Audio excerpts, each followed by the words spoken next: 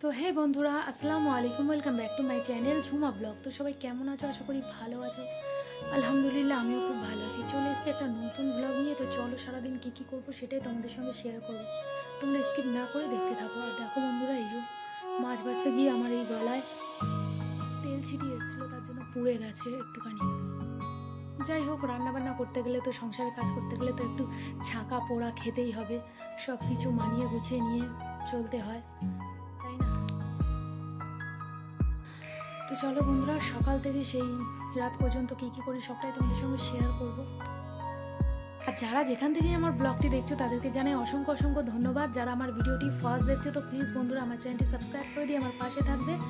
আমাকে ভালোবাসা দিও, সাপোর্ট করো। তোমাদের ভালোবাসার সাপোর্ট ছাড়া আমি একটুও এগাতে পারবো না। তো সব বন্ধুরা, সাপোর্ট করো।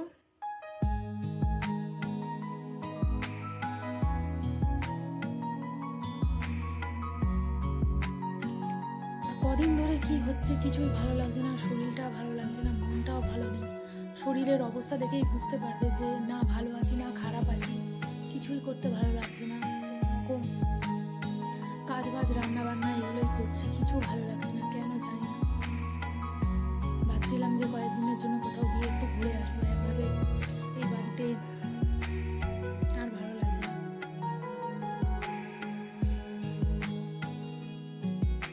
গুড মর্নিং বন্ধুরা, দেখো সকালবেলা ব্রেকফাস্ট বানাচ্ছি। ও নিয়ে এসেছিল সফোলা ওটস, এটা আমাকে খেতে বলেছিল। আর বাবু তো এটা খাবে না, সেই জন্য ও এখন বাজার থেকে আসলো।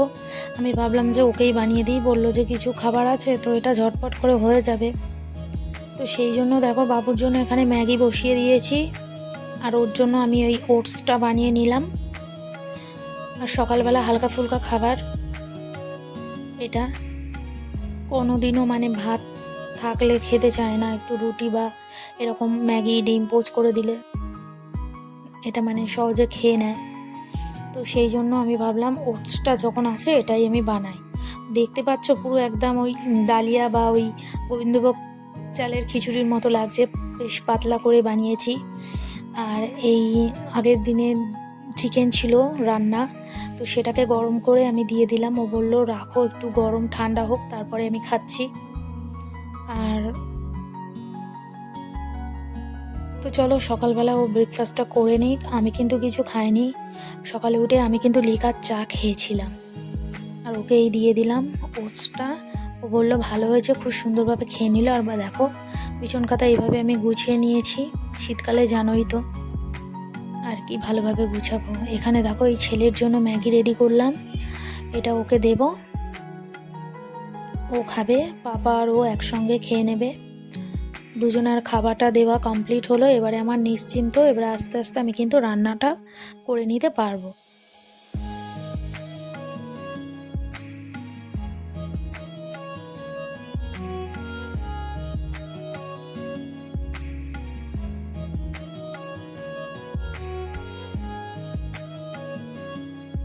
আর দেখো বন্ধুরা, সবজি বাজার কি নিয়ে এসছে। এখানে টমেটো নিয়ে এসছে, পেঁয়াজ ছিল না, পেঁয়াজ নিয়ে এসছে। তারপরে বেগুন নিয়ে এসেছে, ধনে পাতা দেখালাম, কড়াইশুঁটি, ফুলকপি, কাঁচা লঙ্কা ছিল, বড় বড় দুটো ফুলকপি নিয়ে এসছে। আর দেখো এখানে কাঁচা লঙ্কা আর শুকনো লঙ্কাও আনতে বলেছিলাম আগের দিন, কাঁচা লঙ্কা শুকনো লঙ্কাটা এনেছিল রাতের বেলা। আর এখানে নিয়ে এসছে রুই মাছ। এখানে দেখো মাছটাকে আমি পরিষ্কার করে নেব। আমি ভাবছিলাম যে আজকে আমি ফুলকপি দিয়ে মাছ করব, কিন্তু বন্ধুরা তোমাদেরকে কি বলবো, শরীরের এমনই একটা কন্ডিশন, কিছুই ভালো লাগছে না একেবারে, অলস টাইপের। মনে হচ্ছে বসে থাকি তা বসে থাকি, শুয়ে থাকি তা শুয়ে থাকি, কিছু করতেই ভালো লাগছিল না কোনো রকম। দেখো রান্না না করলে খাবো কি, আর বাইরের খাবারটা আমার সত্যিই ভালো লাগে না। সেই জন্য আমি ওই এখানে রান্না করব কোনো রকম। শরীরটা কি হচ্ছে বুঝতে পারছি না। তো যাই হোক, ডাক্তার দেখাতে যাব। আর এমনি কদিন খুব গ্যাসের প্রবলেম হচ্ছিল আমার। এখানে দেখো ভাত বসিয়ে দিয়েছি, ভাত ফুটে গেছে। আর ওখানে আমি মাছটাকে সুন্দর করে ধুয়ে নিলাম। মাছটা ধোয়া হয়ে গেলে আস্তে আস্তে রান্নাবান্না করে নেব। আর এখানে দেখো আলু ভাজা করছিলাম। এখানে আগের দিনে ভাত আছে, আমি খাবো বলে আমি কিন্তু সকালবেলা কিছু খাইনি, তাই জন্য বেশ বেলাও হয়ে গেল। কিন্তু এখন এখানে আমি আলু ভাজা করে নিচ্ছি, পান্তা খাবো সকালবেলা। কিন্তু সকালে বেশ বেলাই হয়ে গেছে, আর আমার কিন্তু আলু ভাজা দিয়ে পান্তা খেতে বেশ ভালো লাগে, সাথে একটু শুকনো লঙ্কা ভাজা, দেখতেই পেলে শুকনো লঙ্কাটা না ভাজলে না পান্তা খাবার মনেই হয় না, ভালো লাগে না। আর চিকেন ছিল, সেই চিকেনগুলোকে কুচি কুচি করে কেটে আমি আলু ভাজার মধ্যে একসঙ্গে ভেজে নিয়েছি, একটু কাঁচা লঙ্কা পেঁয়াজ দিয়েছি, আর দিয়ে চিকেনটাকে দিয়ে ভালো করে আলুর সঙ্গে মিক্স করে নিলাম। দেখো ভাজা ভাজা করে নিচ্ছি, এটা দিয়ে কিন্তু পান্তা ভাত খেতে ভীষণ ভালো লাগবে। তো কে কে এরকম আলু ভাজা দিয়ে পান্তা খেতে ভালোবাসে অবশ্যই কিন্তু কমেন্ট করে জানিও। যাই হোক, চলো, সকালের খাবারটা তো আমার এই হয়ে গেল। আমি কিন্তু অলরেডি ভাত বসিয়েই দিয়েছি, যাতে দেরি না হয়ে যায়, তাই জন্যই।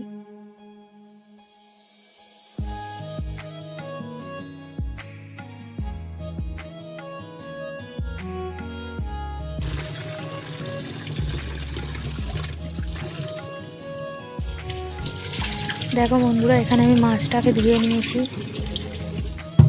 ভালো করে, দেখতেই পাচ্ছ একেবারে সাদা চকচকে হয়ে গেছে মাছটা।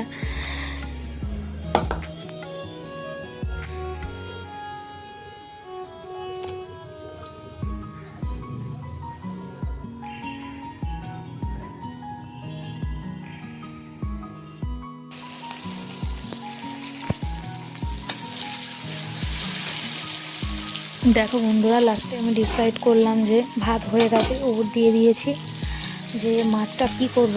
ফার্স্টে ভাবছিলাম একটু ডাল করি, মাছ ভাজা, তারপরে না, ভাবলাম যে না, মাছের একটু ঝাল করি, তাহলে সহজেই তাড়াতাড়ি হয়ে যাবে রান্নাটা। মাছগুলো আমার কিন্তু ভাজা হয়ে গেছে, খুব সুন্দর করে মাছটা ভেজে নিয়েছি, দেখতেই পাচ্ছ। এখানে আমি মাছের ঝাল করব, তার জন্য পেঁয়াজ ভেজে নিলাম, তার উপরে টমেটো দিয়ে দিয়েছি, দিয়ে একটু লবণ দিয়ে চাপা দিয়েছিলাম, দেখতেই পাচ্ছ টমেটো কিন্তু গলে গেছে। এখন সব একে একে মশলাগুলোকে অ্যাড করে দেব।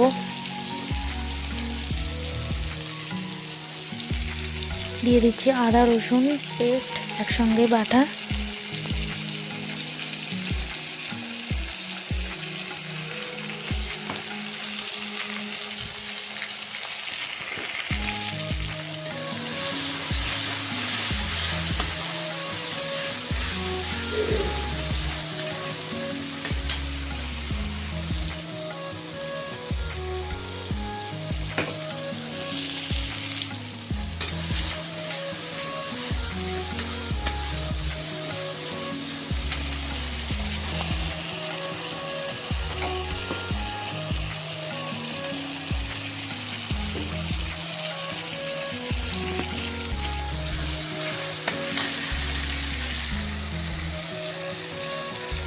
দেখো বন্ধুরা, এখানে আমি মশলাটাকে গুলে নিয়েছি, লঙ্কার গুঁড়ো, জিরের গুঁড়ো, হলুদ গুঁড়ো, একটুখানি পানি দিয়ে গুলে নিয়ে, আর আমি এখানে টমেটো আর পেঁয়াজ আদা রসুন বাটার মধ্যে একসঙ্গে দিয়ে দিলাম। ভালো করে আমি এই মশলাটাকে কষিয়ে নেব।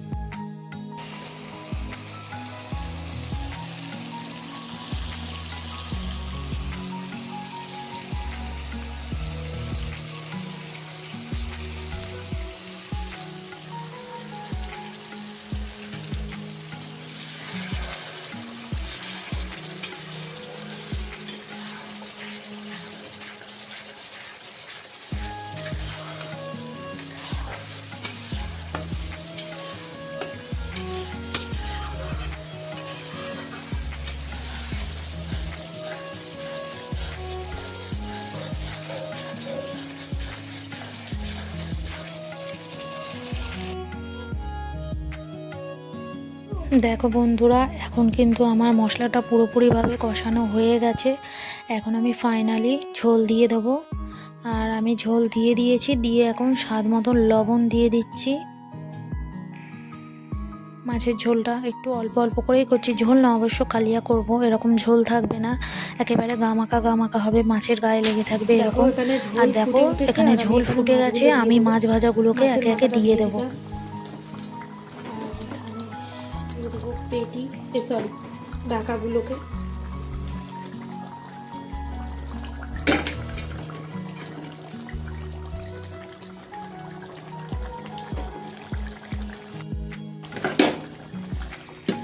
আর এখানে এই পেটিগুলোকে আমি রেখে দিয়েছি ভাজা খাবার জন্য।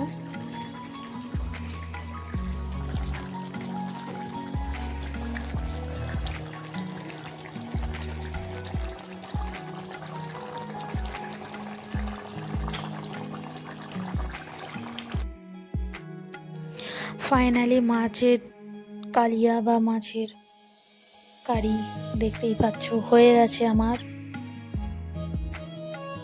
গ্যাসটাকে আমি অফ করে দিয়েছি। আর এখানে বাবু দেখো আমার ঘরে আমার ভিডিও দেখছিল টিভিতে। তো এখন আমার গোসল করে চলে এসেছি, আমি রান্না বান্না সব কিছু কমপ্লিট হয়ে গেছে। এখন এবারে দুপুরে লাঞ্চ করার পালা, খেয়ে দিয়ে নিয়ে একটু রেস্ট করব। এখন বাজছে কিন্তু দুপুর 2:30।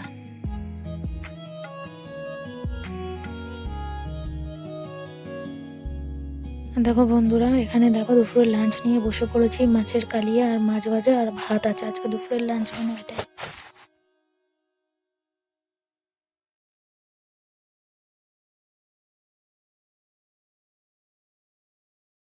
দেখো বন্ধুরা, আজকে দুপুরের লাঞ্চ মেনু আজকে করেছি এখানে রুই মাছের কালিয়া, তার সঙ্গে ভাত, আর তার সঙ্গে দেখো মাছ ভাজা নিয়ে নিয়েছি। এখন কিন্তু দেখতে পাচ্ছ কটা বাজে, এখন বাজছে দুপুর 2:30 সময়। এখন আমরা খাবো ভাত।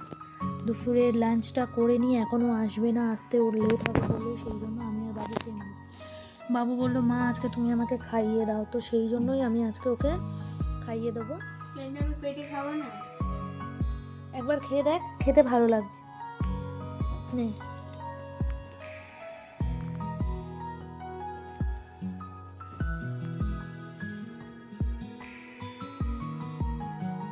টিভিতে দেখো পপি কিচেনের ভিডিও দেখছে, পিঠে বানাচ্ছে।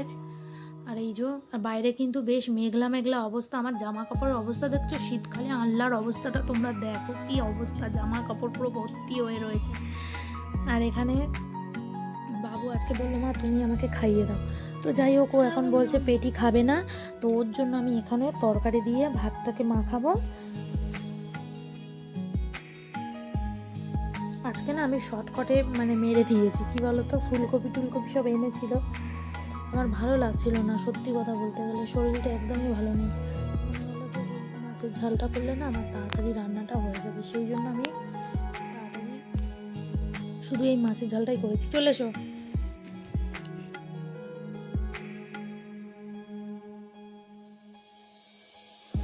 ঠিক আছে, লবণ টবণ হয়েছে না? লবণ লাগবে। ঝাল হয়েছে? খুব ঝাল হয়েছে? ঠিক আছে।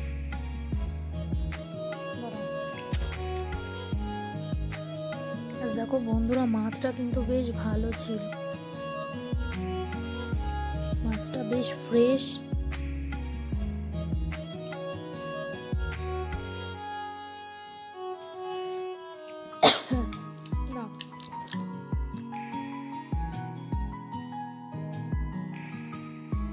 তো চলো বন্ধুরা, আমি ওকে খাইয়ে নিয়ে এই প্লেটেই আমি আবার খাবো।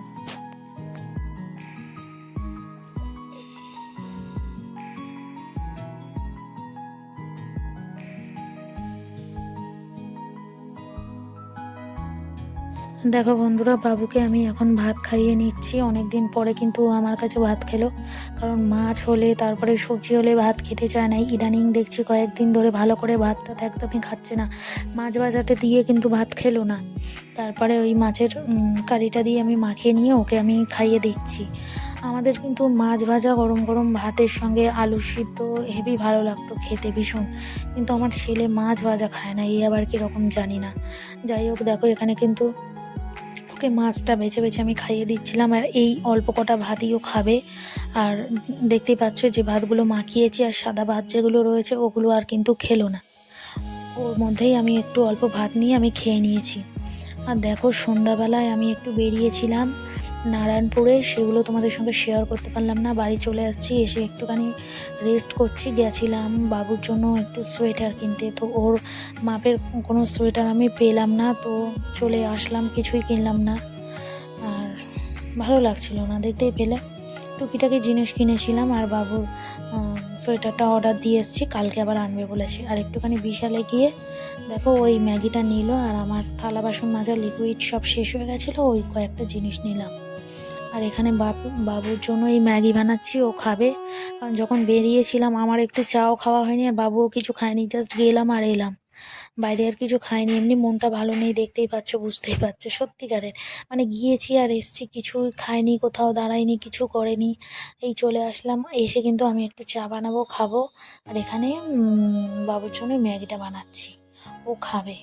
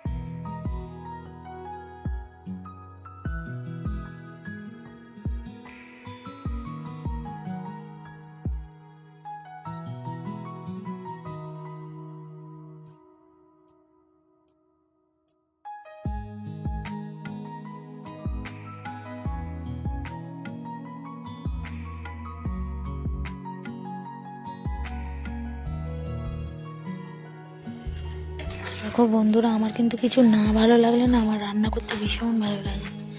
যাই হোক, কদিন ধরেই এই পিঠাপুরি চলছে, যতদিন এই আটা গুড় এইসব থাকবে কিছু না কিছু আমি বানাতেই থাকবো। তো আবারও আজকে আমি একটুখানি, সেদিনকে অল্প করে বানিয়েছিলাম, তো আজকে ভাবলাম আর একটু বানাই। পাটিসাপটা দুধে ভেজাবো, তাই জন্য এখানে দুধ আর গুড়টাকে একসঙ্গে জাল দিয়ে নিচ্ছি, বানাবো পাটিসাপটা। বন্ধুরা, এখন কিন্তু রাত 9টা বেজে গেছে, এই একই জিনিস তোমাদের বারবার দেখিয়ে আর কি করব। আমি বানাবো ওই পাটিসাপটা দুধে ভেজাবো। আর আজকের ব্লগটা আমি এখানেই শেষ করে দিচ্ছি বন্ধুরা। একই রেসিপি বারবার দেখানো ভালো লাগে না। যাই হোক, তো দেখা হবে আর একটা নতুন ব্লগে তোমাদের সঙ্গে। সবাই ভালো থেকো, সুস্থ থেকো।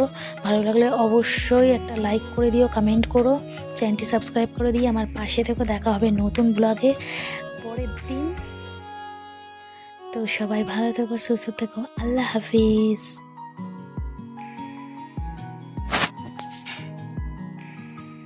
আর বন্ধুরা, আমাকে একজন কমেন্ট করেছে যে আমি পোলাও বানাই, খুশকি পোলাও, সেটা অবশ্যই বানাবো। আমার শরীরটা একটু ভালো নেই, তো তার জন্য চেষ্টা করব কালকে আমি বানানোর।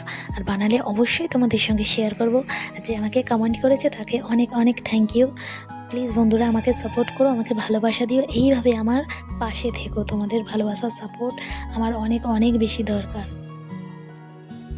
লাভ ইউ অল। ভালো থেকো সবাই।